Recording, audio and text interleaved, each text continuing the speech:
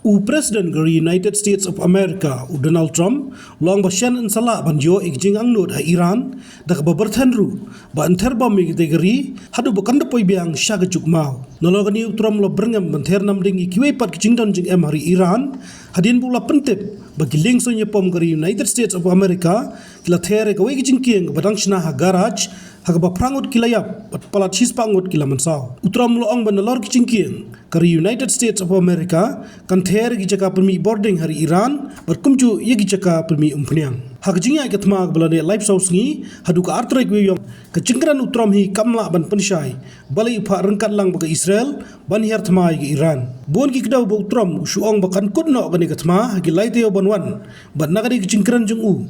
Bon ki jingtre kam United States of America kila kiu dor Biang kat baga dor pisah kategori kanang hap nalo ke cingkiu dor kompniang. Ki kaifar kubor ki kedau baka bokongsan gadi ke cingple ya ka Strait of Hormuz kepada lenti penyat chat na kiri golf baka cingkran Utram kam kedau lenti kumba kami lenti de kiwe kiri ki bashim umpriang.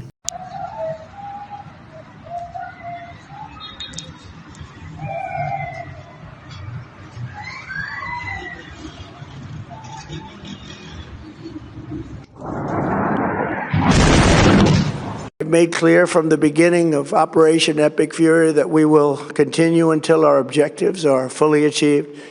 Thanks to the progress we've made, I can say tonight that we are on track to complete all of America's military objectives shortly, very shortly.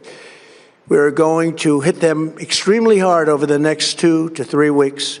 We're going to bring them back to the Stone Ages where they belong. In the meantime, discussions are ongoing. Regime change was not our goal. We never said regime change, but regime change has occurred because of all of their original leaders' death. They're all dead. The new group.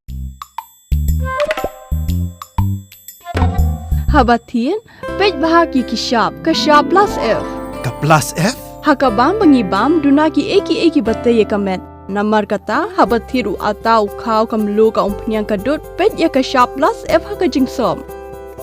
Yaki nutrient kumki vitamin bat ka ayan la icon diat bada ka bathau bha kam kta ka dur jingki marbam ka jingma lani ka rukom shed yaki balehi banai kita kadon ka we ka jing mentoy ba kongsan ka kot ka khia ka nutrition ba khambha ka jing im ba khambha pendon kam daki marbam madon ka sharp plus F menta kasni Lawan Ra Shafi Lingba ko office jong Commissionerate of Food Safety Meghalaya